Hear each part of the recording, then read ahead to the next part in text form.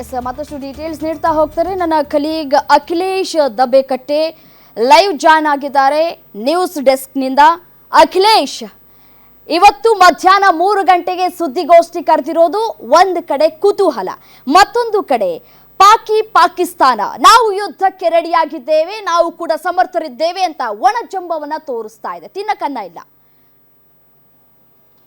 S Ramya, ಈಗ ಇಡೀ ಜಗತ್ತಿನ ಮುಂದೆ ಪಾಕಿಸ್ತಾನದ ಅಸಲಿ ಮುಖವಾಡ ಈಗ ಬಿಚ್ಚಿಟ್ಟಿದೆ. ಯಾಕಂತಂದ್ರೆ ಸಯ್ಯದ್ ಎಲ್ಲಿದ್ದಾನೆ, ಸಯ್ಯದ್ ಅನ್ನುವಂಥ ಮಾತುಗಳು ಪ್ರಶ್ನೆ ಇತ್ತು. ಬಟ್ ಆತ ಪಾಕಿಸ್ತಾನದ ಲಾಹೋರ್ನಲ್ಲಿ ಇದ್ದಾನೆ ಅನ್ನೋದು ಬಹಳ ಸ್ಪಷ್ಟವಾಗಿ ಈಗ ಗೊತ್ತಾಗ್ತಾ ಇದೆ. ಅದು ಒಂದು ಕಡೆ ಆದ್ರೆ ನಿನ್ನೆ ಬಹಳ ಪ್ರಮುಖವಾಗಿ ಮಹತ್ವದ ಸಭೆಗಳನ್ನ ಮಾಡಲಾಗಿತ್ತು. ಅದರಲ್ಲೂ ಕೂಡ ಸೇನೆಗೆ ಪರಮ ಅಧಿಕಾರವನ್ನ ನಮ್ಮ ಭಾರತೀಯ, ಅದರಲ್ಲೂ ಕೂಡ ಪ್ರಧಾನಿ ನರೇಂದ್ರ ಮೋದಿ ಅವರ ನೇತೃತ್ವದಲ್ಲಿ ಸಭೆ ಮಾಡಿ ನಿರ್ಧಾರವನ್ನ ಕೈಗೊಳ್ಳಲಾಗಿತ್ತು.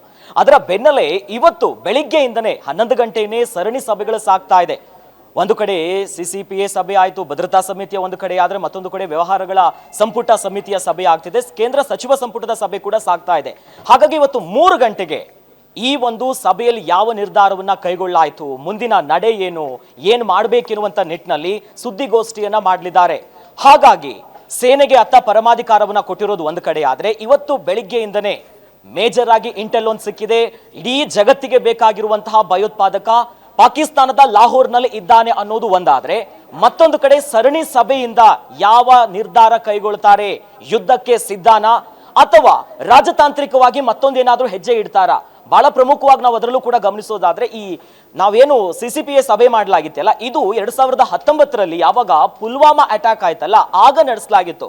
ಅದಾದ ಮೇಲೆ ನೆಕ್ಸ್ಟ್ ನಡೀತಾ ಇರೋದೇ ಇವತ್ತು ಪ್ರಧಾನಿ ನರೇಂದ್ರ ಮೋದಿ ಅವರ ನೇತೃತ್ವದಲ್ಲಿ ಘಟಾನುಘಟಿ ಕೇಂದ್ರ ಸಚಿವರ ಸಮ್ಮುಖದಲ್ಲಿ ಈ ಸಭೆ ಆಗಿದೆ. ಹಾಗಾಗಿನೇ ಇವತ್ತು ಯುದ್ಧಕ್ಕೆ ಸನ್ನದ್ಧರಾಗಿದ್ದೀರಿ ಅನ್ನೋದು ಈಗಾಗಲೇ ಎಲ್ರಿಗೂ ಗೊತ್ತಿರೋದು. ಯುದ್ಧಕ್ಕೆ ಜೈ ಅಂತಾರ ಅಥವಾ ರಾಜತಾಂತ್ರಿಕವಾಗಿನೇ ಬೇರೆ ನಿಟ್ಟಿನಲ್ಲಿ ಈ ಒಂದು ಸಿಚುವೇಶನ್ ಅನ್ನ ಹ್ಯಾಂಡಲ್ ಮಾಡಕ್ ನೋಡ್ತಾರಾ?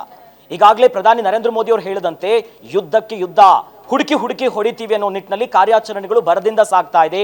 ಯುದ್ಧಕ್ಕೆ ನಾವು ರೆಡಿನಾ ಅಥವಾ ಮುಂದೇನಾದ್ರೂ ಕಾರ್ಯಾಚರಣೆ ಆಗತ್ತಾ ಅನ್ನೋದು ಸುದ್ದಿಗೋಷ್ಠಿಯಲ್ಲಿ ತಿಳಿಬೇಕಾಗಿದೆ. ರಮ್ಯಾ, ಅಖಿಲೇಶ್, ಎರಡೂ ದೇಶಗಳನ್ನ ತಟಸ್ಥಗೊಳಿಸೋದಕ್ಕೆ ಎಲ್ಲಾ ದೇಶಗಳು ಪ್ರಯತ್ನವನ್ನ ಮಾಡ್ತಾ ಇದೆ ಅನ್ನುವಂತಹ ಮಾಹಿತಿ ಲಭ್ಯ ಆಗ್ತಾ ಇರುವಂತದ್ದು.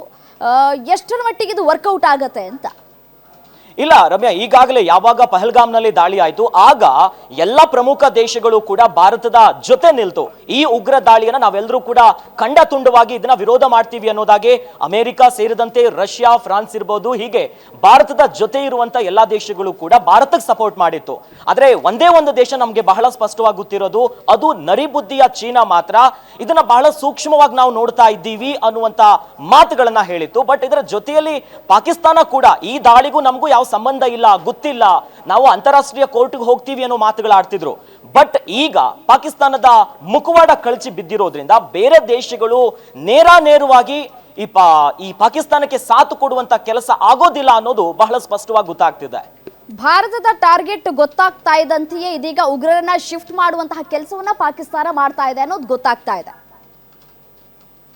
ಎಸ್ ಹೌದು, ಈಗಾಗಲೇ ಗೊತ್ತಿರೋ ಹಾಗೆ ಭಾರತ ಯಾವಾಗ ಈ ದಾಳಿ ಆಯ್ತು ಅಂದಿನಿಂದನೂ ಕೂಡ ಶಂಕಿತ ಉಗ್ರರಾಗಿರ್ಲಿ, ಭಯೋತ್ಪಾದಕರ ನೆಲೆಗಳನ್ನ ಆ ಕಾರ್ಯಾಚರಣೆ ಮೂಲಕವಾಗಿ ಹುಡುಕುವಂತ ಕೆಲಸ ಮಾಡ್ತಾ ಇತ್ತು. ಅದರ ಮುಂದುವರೆದ ಭಾಗವಂತೆ ಇಲ್ಲಿವರೆಗೂ ಕೂಡ 10ಕ್ಕೂ ಹೆಚ್ಚು ಉಗ್ರರ ಮನೆಗಳನ್ನ ಭಾರತದ ಸೈನಿಕರು ಈಗಾಗಲೇ ಧ್ವಂಸ ಮಾಡಿದ್ದಾರೆ. ಇನ್ನು POK ಭಾಗದಲ್ಲಿ ಸಾಕಷ್ಟು ವಿಮಾನಗಳ ಹಾರಾಟ ನಡೀತಾ ಇದೆ, ಕಾರ್ಯಾಚರಣೆಗಳು ನಡೀತಾ ಇದೆ, ಯಾರ್ಯಾರು ಶಂಕಿತರಿದ್ದಾರೆ ಇವರಿಗೆ ಪಾಕಿಸ್ತಾನ ಸಾಥ್ ಕೊಡ್ತಾ ಇದೆ ಎನ್ನುವಂತ ಒಂದಿಷ್ಟು ಮಾಹಿತಿಗಳು ಸಿಗ್ತಾ ಇದೆ.